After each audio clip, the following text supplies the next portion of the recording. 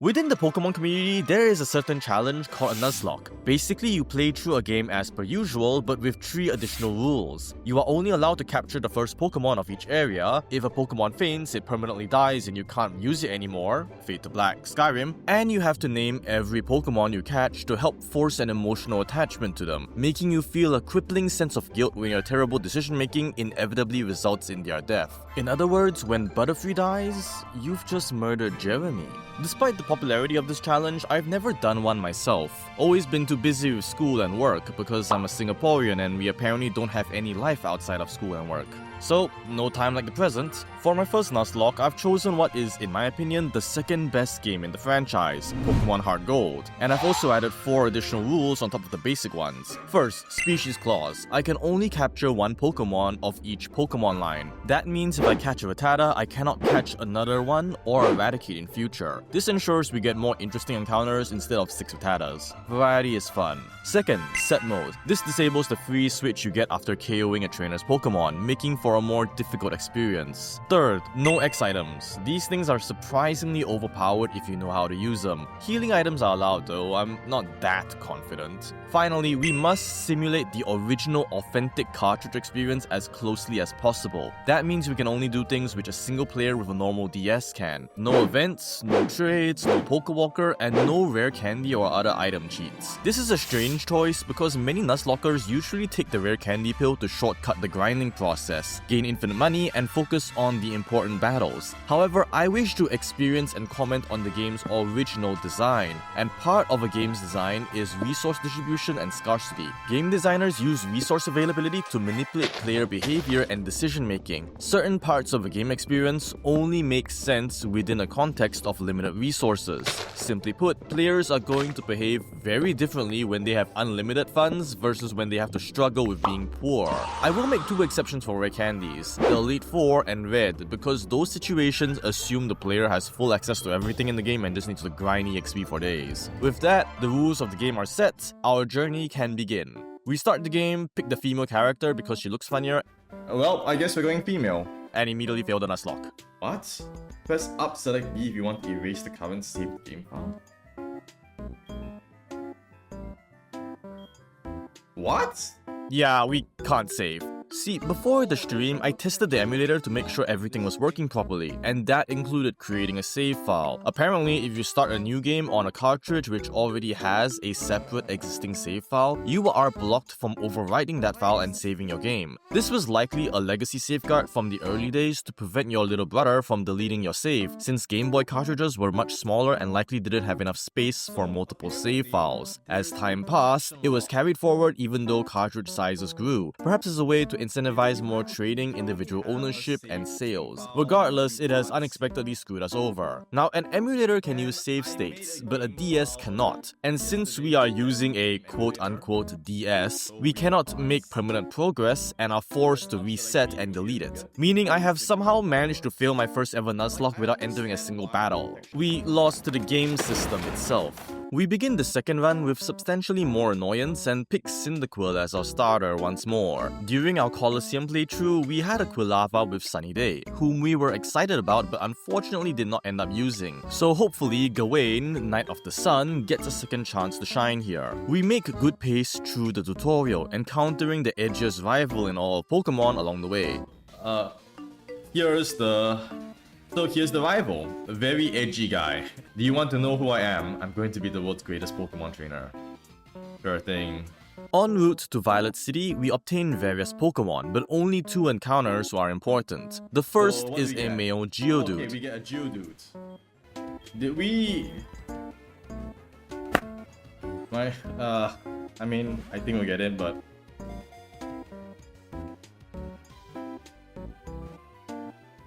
Okay. Okay.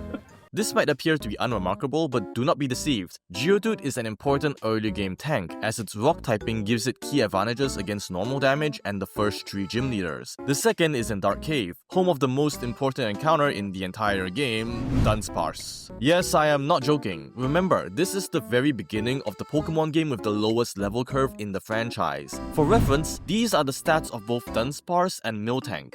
Notice they have almost identical HP, attack, and special bulk. Now realize we get this guy at level 4. Dunsparce's stats are disproportionately huge for this early stage of the game, which let it out-damage and out-tank pretty much everything for a long while. Its gigantic move pool also offers great utility. Early access to Rollout and Clair make it an auto-win against Faulkner and Bugsy. Glare and Roost let it tank and disable Whitney, and Pursuit and its ghost immunity let it counter Morty. Right here and now, we have a chance to obtain a free win against the entire first half of the game. The catch, it has a 1% encounter rate. This is no longer Pokemon. This is a gacha game, and Dunsparce is the 5-star. In other words, it's time to gamble.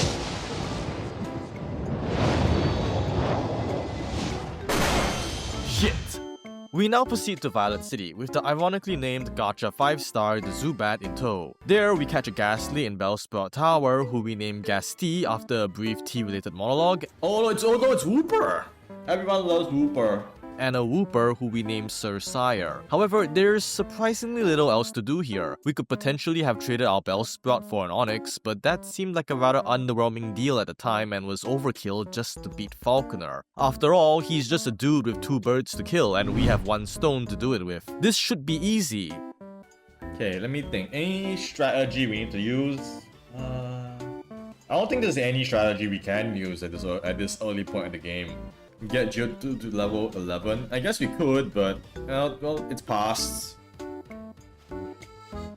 It'll be fine. Like he's got PG and PGL. Like what's he gonna do? Rock troll, man troll, walk good. Yes, rock.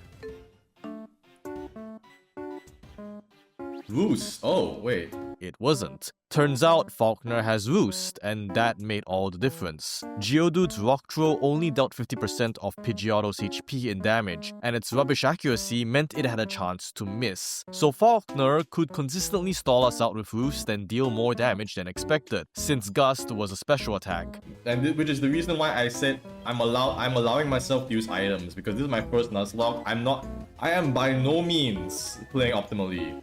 We did win, but only after 3 potions and possibly stalling out Roost's PP. Considering we waltzed into the gym expecting an easy sweep, this wasn't a good sign of things to come. We next arrive in Azalea Town, passing a certain infamous hiker along the way. I came to the cave.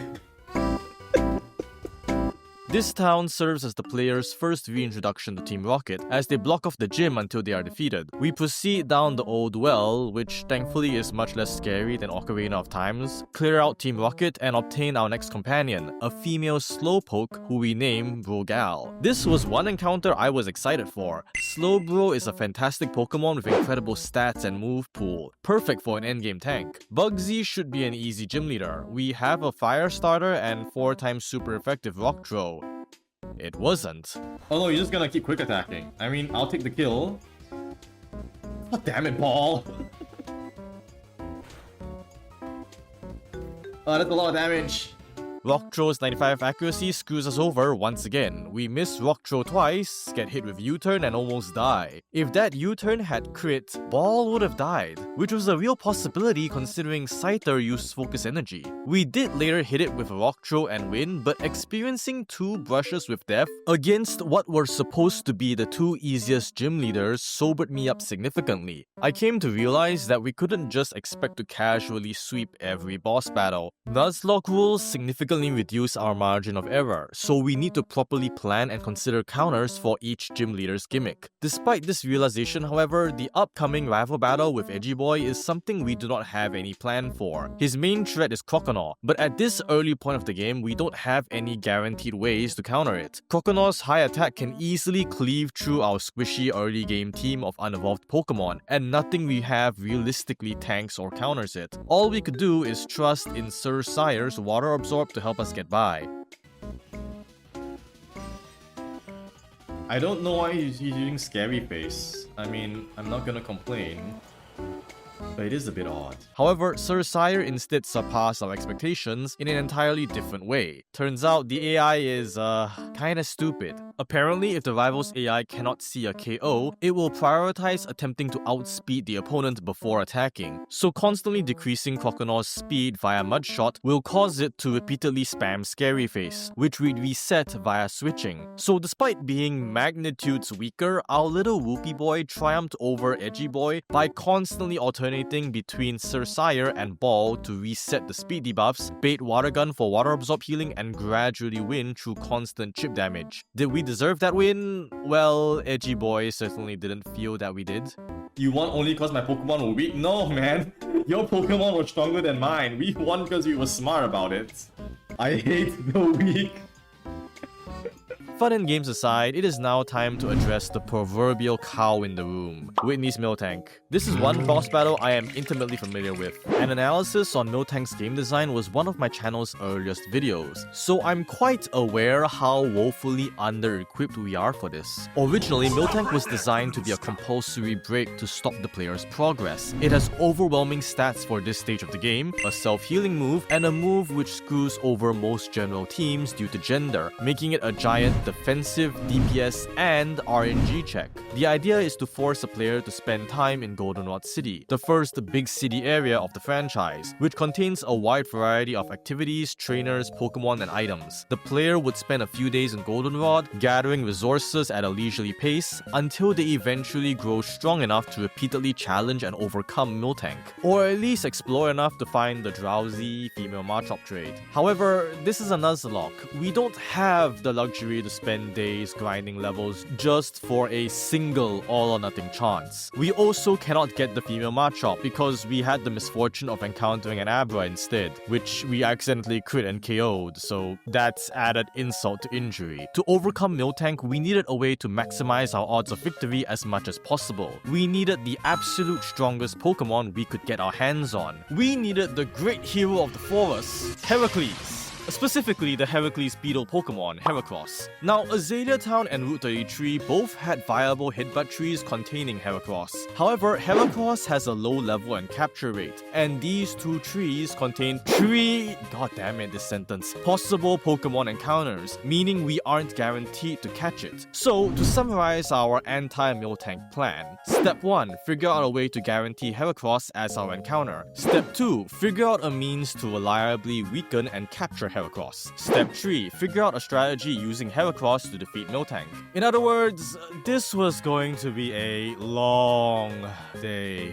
In hopes of finding the answers to these problems, we explored Goldenrod and the surrounding areas as the game designers intended, and eventually we succeeded. As a bonus, along the way we also gave Ball a much needed name upgrade. Step 1 solution is fortunately easy. The Gatekeeper at Route 35 gives you a side quest to deliver a Spearow holding a letter to a man in Violet City. By accepting Kenya the borrowed Spearow as our encounter for that route, we are now able to guarantee Apom and Heracross from the remaining 2 headbutt trees. Part 2 solution is fortunately sold at the Goldenrod department store, the False Swipe TM. Unfortunately, none of our Pokemon can learn it, meaning we need to get a False Swipe user from somewhere. And by somewhere, I mean the bug catching contest. The ideal outcome here is Cypher, a Pokemon with equivalent BST to Miltank who would also make for a great mid-game attacker. Pinsir would also be an acceptable second place. As an added bonus, getting either also practically guarantees a first place win. Then this is where I insert the Weedle. Welp. Also, first place went to Abby because of course it does. Even outside Pokemon Coliseum, Abby continues to be an absolute girl boss. Still, this is fine. Beedrill can learn False Swipe, so after some grinding, we are now able to acquire the great hero of the forest, Heracleson. Now, for part 3, leveling up Heracleson wasn't the problem. The actual problem was that Heracleson still was not a guaranteed win condition. Even with Heracross's huge attack stat, Miltank's bulk meant we might not one-hit KO, and since Heracleson is male and not that fast, he is vulnerable to attract shenanigans and flinch. To maximize our chances, we needed a way to drastically boost both our durability and our offensive power. Our power needs would be met by Heracross's ability, Guts, which grants grants a huge attack boost while afflicted by a status. For us, that status would be poison. During our exploration, we noticed that Route 35 contained Wild Nidoran, who had Poison Point, which allowed us to easily self-inflict the status. Problem is, we'd be constantly losing HP every turn, which matters a lot because Attract and Flinch makes us waste many turns. We needed a way to consistently heal back from all this passive damage. Our solution? Gambling. Oh, we get to gamble! Oh, hell yeah! Turns out the department store features a repeatable lucky draw, with the first place prize being a series of TMs which differ based on the day. And Thursday's prize was Drain Punch, a 60 power fighting move which heals the user for half the damage dealt. That's exactly what we needed. In other words, it is time to gamble. Except today was Sunday, so there's a different prize. Well, since this is a DS, we can just change the internal date to a Thursday. Yes, we are literally fast-forwarding time just to gamble. Is this the heaven which Pucci was striving for? Gravity, no! Okay, now that we're all set up, time to gamble. Come on, big money, big money, big money, big money. Give me the TM. Well, we're broke. But wait, the second place prize were quick balls. If we resold them, we'd be able to recoup our losses and continue gambling. Come on, big money, big money, big money, big money. Give me the HM. It's like, give me the TM. God damn it. And we are broke again. But wait, again. Before we went to change the date, we saved the game, meaning we can effectively reset time to gamble infinitely until we win the first prize. Was this what Kira felt like? Yes! I am the champion! Where is... It's 10%! Where is the 10%? Are you sure this is 10%? Are you sure it's not like a 1% chance or something? Eventually, we obtained the Drain Punch We TM. finally did it! And with it, the final piece of the puzzle required for a decisive victory against Whitney. Surely you learned Drain Punch, right? Surely you learned Drain Punch? Like you got Fist. What? Except it turns out that Heracross can't learn it. As a matter of fact, none of my Pokemon can learn it. Why did we just gambled so hard to get you Drain Punch and you don't even learn it? Gambling! By this point, we've spent over 4 hours just preparing for Whitney, and this was realistically as good as our team was going to get. So it's time to bite the bullet and face it head on in a battle so nerve-wracking it actually brought out an uncontrollable stutter. Okay, scary fight. We prepared. We've done everything we can. We've done everything as per the game design intended, which is to prepare. Okay, here we go. She's good. She's warning us. Let's go, Heracross. Now, one-shot her entire... Now, one-shot the Clefairy and then one-shot the Miltank. Let's go. So Clefairy goes down immediately. She might use a track. If she does, we're in a bad position. If she doesn't, we are pretty okay. Yeah, she uses a track first. So now we gamble. God damn it. We have no choice. We need to keep going. We need to keep gambling. And you see, this is why even the best plans can go wrong in the face of Miltank. We switch the ball, we tank a hit, we heal, we tank another hit, and then we switch back to Heracles and one-punch him. I'm being so careful. Okay. So we switch to Bogal and we yawn. He might use a tract. Yawn. Don't crit me. Good. No, not good. I think this will work. Come on, Heracross. You can do it. Tank the Stomp. Go to sleep. We take some point. We take some shit. Now. Come on, KO. Please die. Even with our best plan, this is so stressful. Come on, get one shot. Perfect.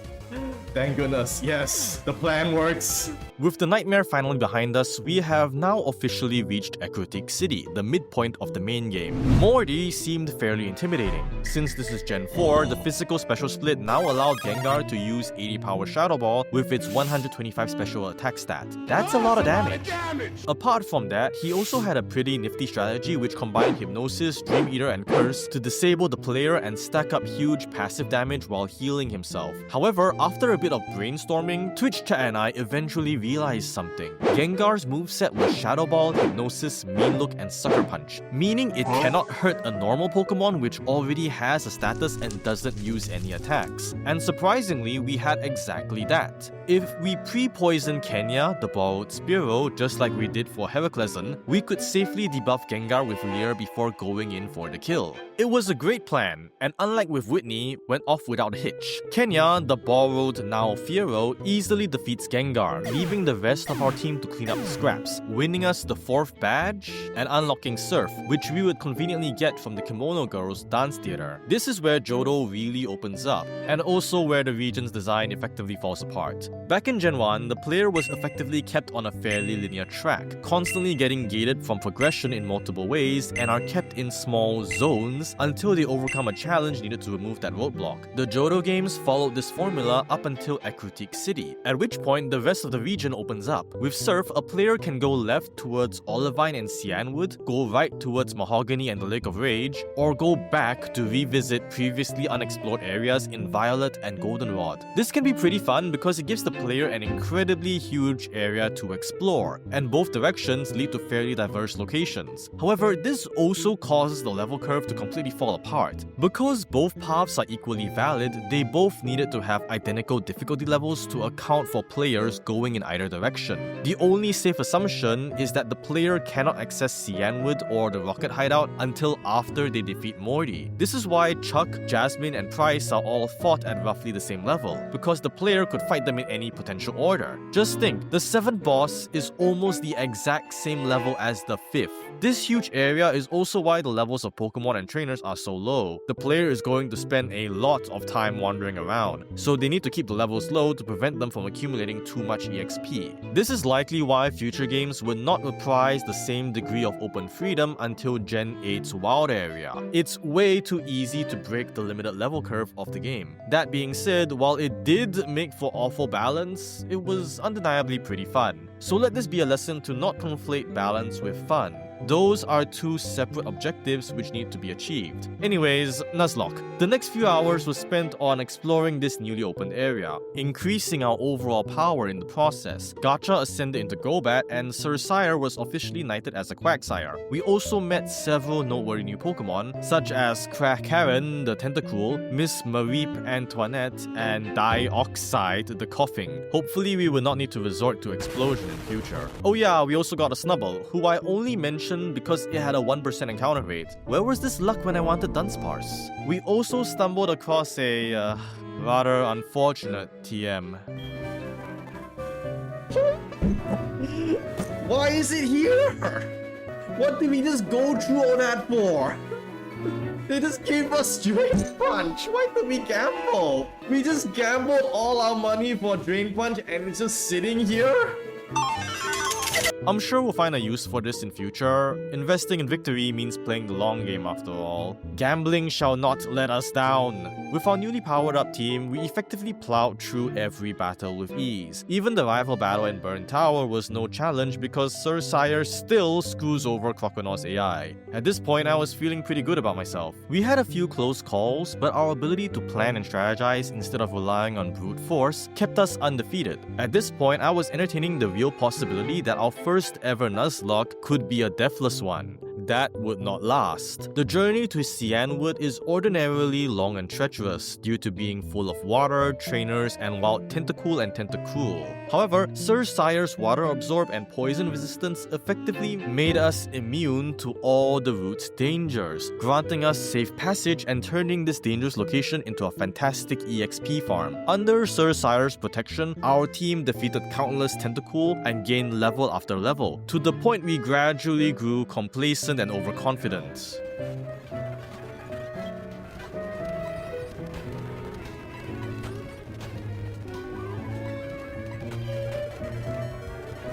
Oh no! Wait!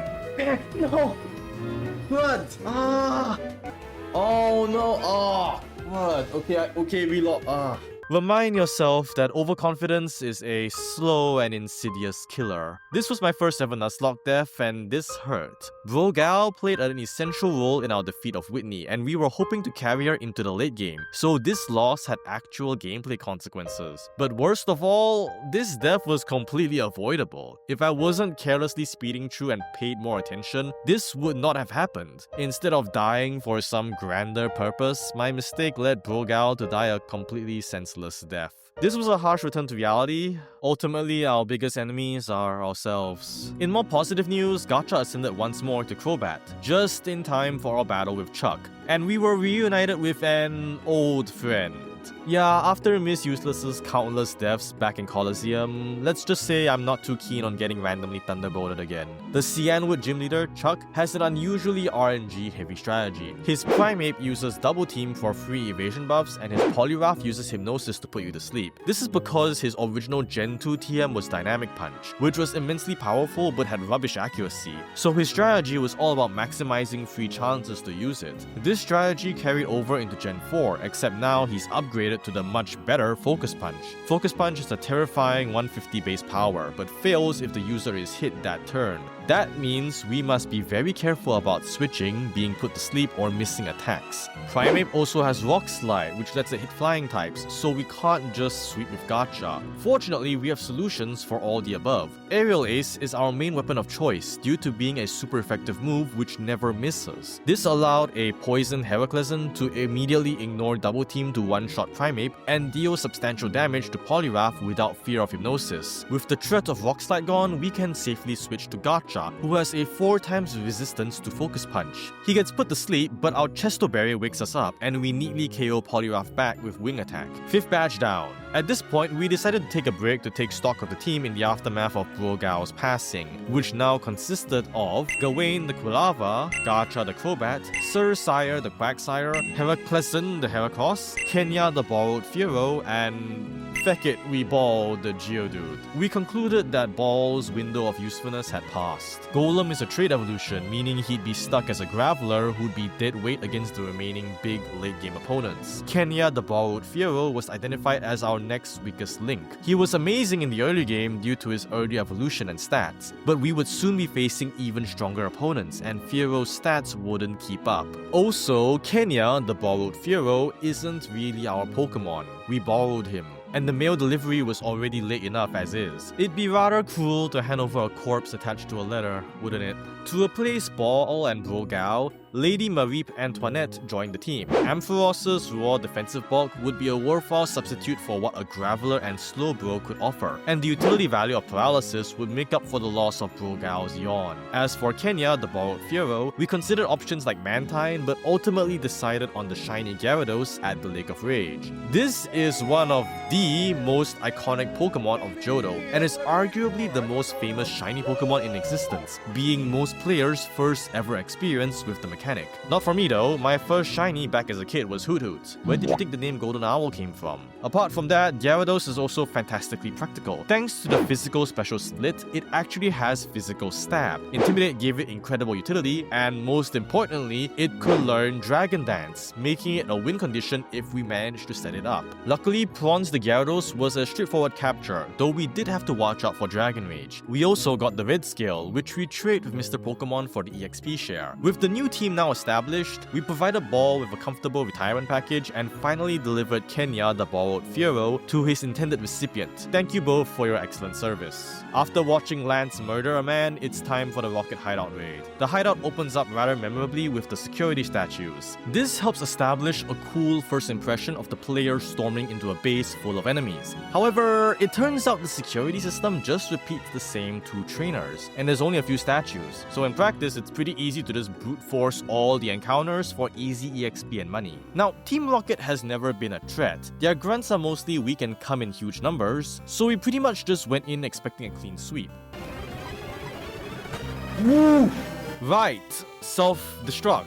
That exists. That coughing just came within a hair's breadth of killing Gawain, our starter. This subsequently reminded us of an impending problem. The Waluigi lookalike, Rocket Admin Petrol. Petrol's a gimmick boss with a very self-destructive gimmick.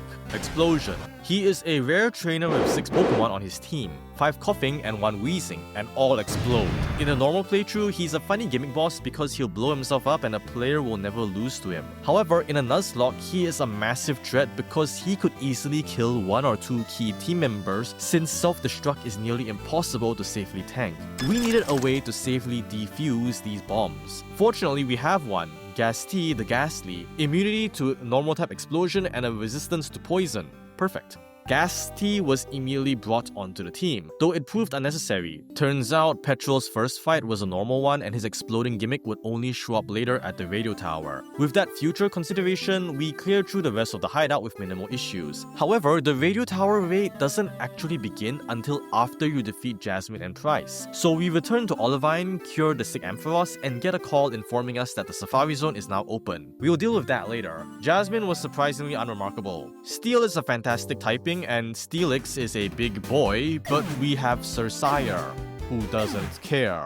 And so Cersire claims another easy win. Okay, now for the Safari Zone. This location has the most diverse Pokemon variants in the game, and our Species Clause rule gives us a surprising degree of control over our choice of capture. The catch is we only get 1 Pokemon, and the Pokemon have a chance to run. However, since we did not consider situations where the Pokemon runs away, I made the executive decision to say we'll just keep going until we eventually catch something. It's more fun this way. There's a lot of fantastic stuff here, from Magneton to Rhyhorn to Kangaskhan to Larvitar. Yes, you can get a Larvitar outside of Mount Silver in this game. You could potentially get a Tyranitar. However, there was only one obvious choice for us. Mischievous. Welcome back, Abby, our beloved. Now, unlike Colosseum, Hard Gold operates on single battles, so Mischievous's poor stats really hold it back. We are also unable to get a Dust Stone until the Kanto portion of the game, so Abby will remain in the box for now. But it's always nice to have her back.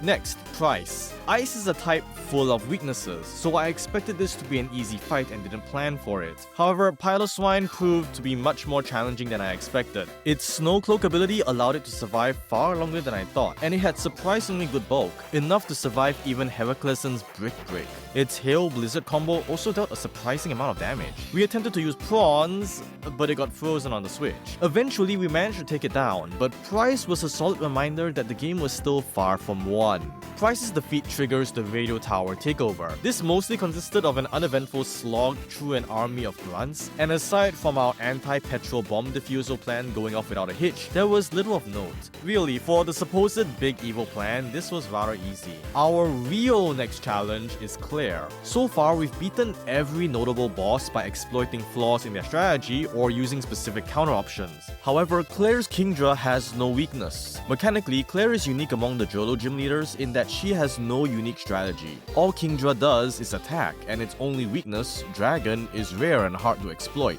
This boss exists solely as a giant stat check to confirm whether the player has sufficiently leveled up enough to take on the Elite Four. The only way to beat it is to just be stronger.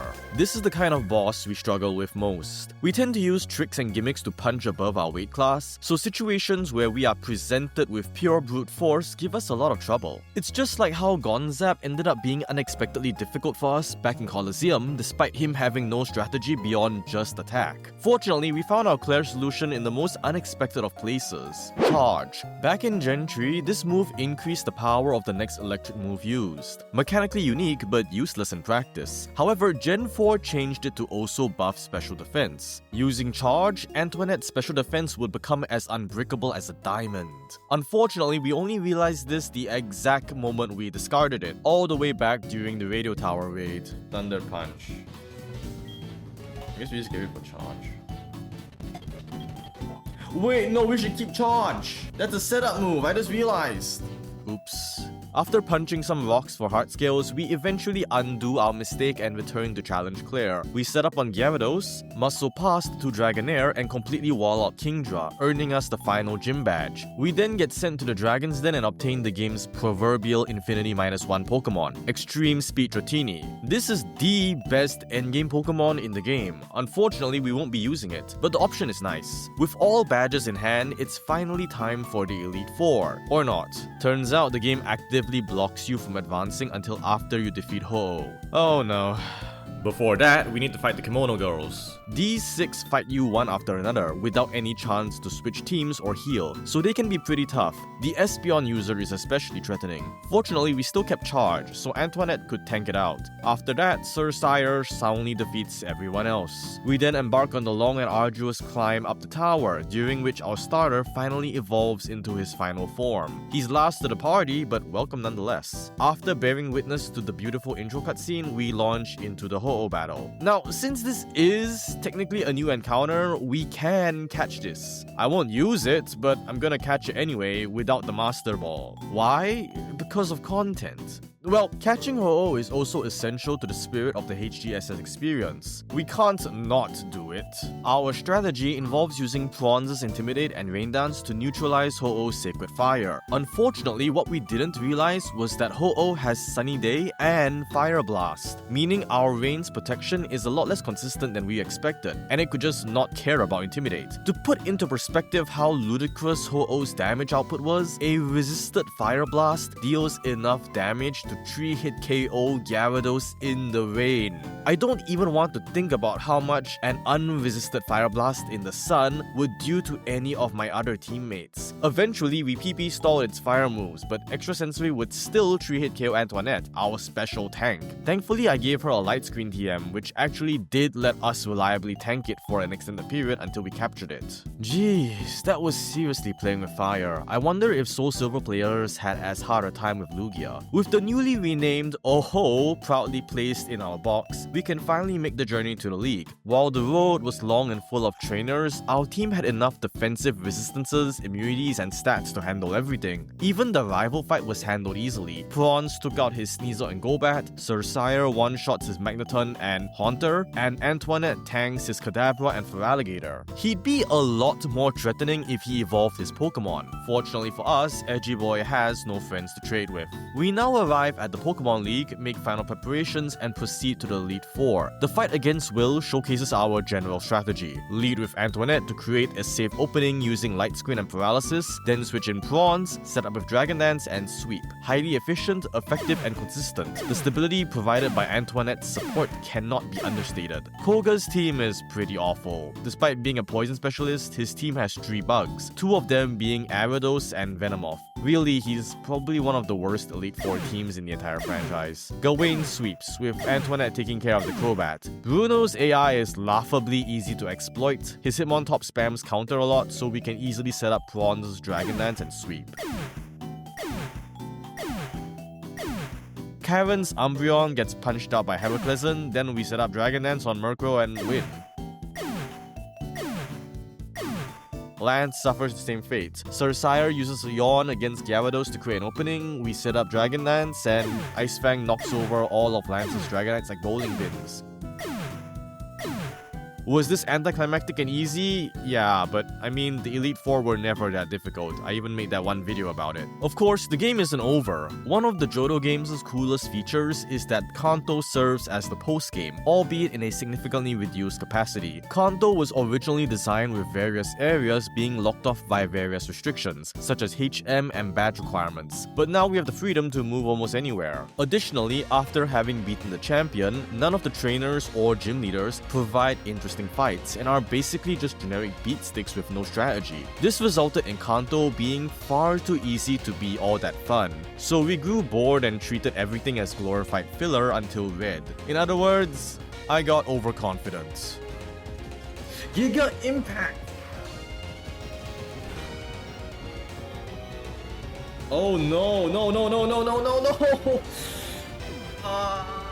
Remind yourself that overconfidence is a slow and insidious killer. This was entirely my fault. There were so many mistakes here. I should have led with prawns for the intimidate. I should have yawned on turn 1 instead of using the quick ball. I should have switched out after the defense drop from crunch. I should have checked Snorlax's move in advance to find out it has Giga Impact. Instead, I got lazy, assumed it was no threat, and Cersire paid the price for it. This loss really hurt. Unlike Grogal, who was lost potential, Cersire had been our companion throughout the entire game and carried us through so many difficult fights with its typing, ability, and move pool. His loss was truly mourned. Rest in peace, Sir Knight. Abby was subsequently brought in as a replacement. However, the loss of Cersire resulted in many unexpected and detrimental effects. Brock, of all people, actually ended up being a difficult fight. His Pokémon actually dealt big damage with rock moves, and without Cersire, we have no rock resist. We also didn't have any safe way to hit his Pokémon super effectively, because they actually have good defense and could retaliate hard. If Cersire was here, we would have hard countered Brock completely. Instead, we were forced to sacrifice a fodder Slugma for the safe switch we needed. The fight with Blue was also much messier than it had to be. Fortunately, he got greedy and decided to Dragon Dance twice in front of an Ampharos. With all said and done, we finally arrived at the game's true final challenge. Pokemon's first ever super boss, Red. Red's lead Pikachu has Volt Tackle and a Light Orb, making it an impressive glass cannon. Originally, we planned to lead with Cersire to counter it, but with his death, we were forced to improvise. Fortunately, Heraclescent with a Choice Scarf outspeeds and KOs with an Earthquake. Up next is Charizard, whom Cersire would also have countered. Instead, we improvised with Prawns, who removes the Hail with Rain Dance and KOs back with Water Ball.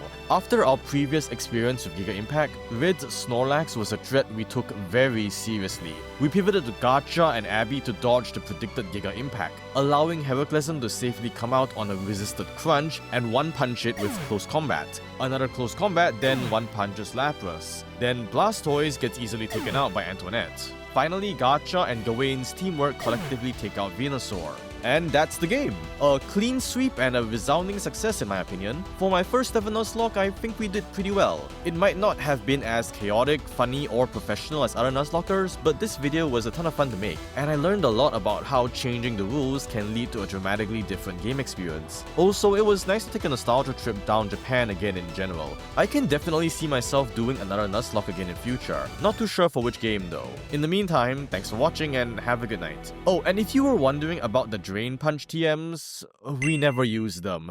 Gambling.